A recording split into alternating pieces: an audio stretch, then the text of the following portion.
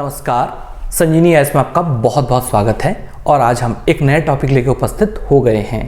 दरअसल ये टॉपिक इस उत्तराखंड की हिस्ट्री, ज्योग्राफी, पॉलिटी, इकोनॉमी से संबंधित नहीं है, बल्कि आज से हम एक नया खंड शुरू कर रहे हैं और ये खंड है उत्तराखंड की लोक कहानियों से जुड़ा हुआ या संबंधित। तो अगर हम इसके बारे में बात करें तो आज से हम उत्तराखंड की जो महत्वपूर्ण लोक कहानियाँ हैं उसका अध्ययन करने वाले हैं। और ये जो कहानियाँ हैं उत्तराखंड के समाज एवं संस्कृति का भी परिचायक होती हैं और इससे उत्तराखंड को समझने में हमें थोड़ी सी और सहायता हो जाएगी। हो सकता है कि कुछ कहानियाँ आपने सुनी हो और ये भी हो सकता है कि कुछ कहानियाँ आपने ना सुनी हो। इसके अलावा ये कहानियाँ उन लोगों के लिए भी बड़ी महत्वपूर्ण हैं जो उत्तराखंड से बाहर चले गए हैं या उत्तराखंड के बारे में जानना चाहते हैं। तो आज जो हम पहली जो कहानी शुरू कर रहे हैं उसका नाम है काफल पाको मिनी चाखो। तो काफल उत्तराखंड का एक महत्वपूर्ण फल है और ये जो है मायरेसी फैमिली का सदस्य है और मायरिका एस्कुलेंटा इसका बॉटनिकल नेम है।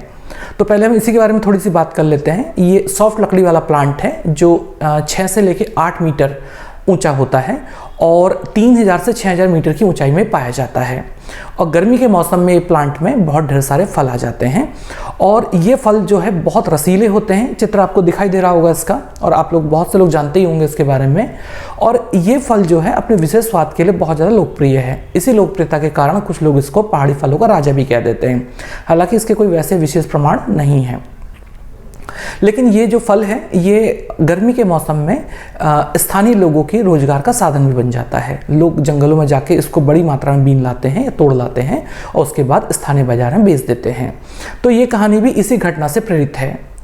तो इस कहानी के अनुसार एक गांव में एक महिला अपनी बेटी के साथ रहती थी। उनका कोई अपना सगा नहीं था और वो निर्धनता का जो जीवन व्यतीत कर रहे थे। तो माँ दिन भर खेतों में काम करती और जो बन पड़ता उसको वो अपनी बेटी और अपने लिए ले आती और उसी से अपना गुजारा करती। गर्मी के मौसम में उसे थोड़ा सा फ़ायदा हो जाता था, लाभ मिल जाता था, क्योंकि उस टाइम पे काफल जंगलों में लग जाते थे और उन्हें बेचकर वो कुछ आर्थिक लाभ प्राप्त कर लेती थी। तो ऐसे ही गर्मी के मौसम में जब काफल पकने लग गए थे तो सुबह सुबह माँ उठी और वो काफलों को एक टोकरी में भरकर जंगल से ले आई। लेकिन उसको खेत में काम करने भी जाना था और जब खेत में काम करने भी जाना था तो उसने अपनी बेटी से कहा कि बेटी मैं जंगल में जा रही हूँ, तू ये काफलों को मत खाना क्योंकि इसको हमने बेचना है। तो माँ चली गई खेतों में काम करने के लिए। भूखे प्यासे दिन भर उसने काम किया, चिड़चिड़ी हो गई, थकान से हाल बुरा हो गया उसका। और जब वो वापस आई तो उसने देखा कि जो काफल हैं वो बहुत कम थे। तो बेटी से उसने पूछा कि तूने काफल क्यों खाए? तो बेटी बोली माँ मैंने काफल नहीं खाए। तो उसे बहुत गुस्सा पहले से आ रहा था और निढाल हो गई, चिड़चिड़ी हो गई थी। और उसके बाद उसको लगा कि बेटी झूठ बोल रही है।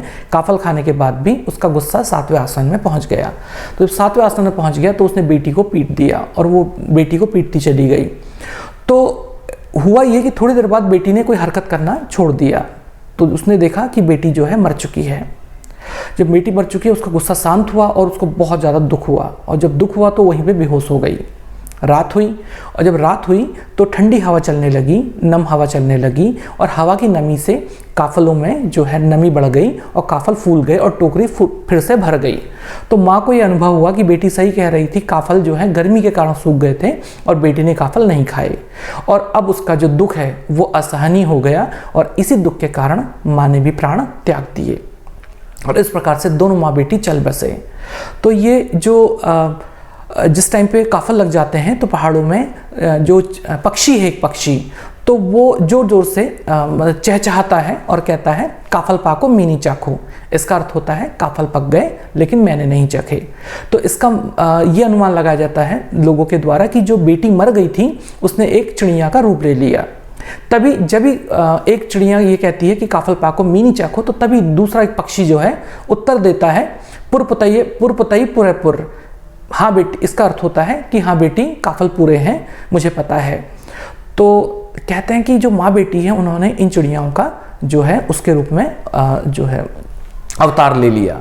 तो इस प्रकार से ये एक मार्मिक कथा है जो उत्तराखंड में बहुत ज़्यादा लोकप्रिय है और लगभग सभी उत्तराखंड के लोगों ने अधिकांशतः इस कहानी को सुना हुआ होता है।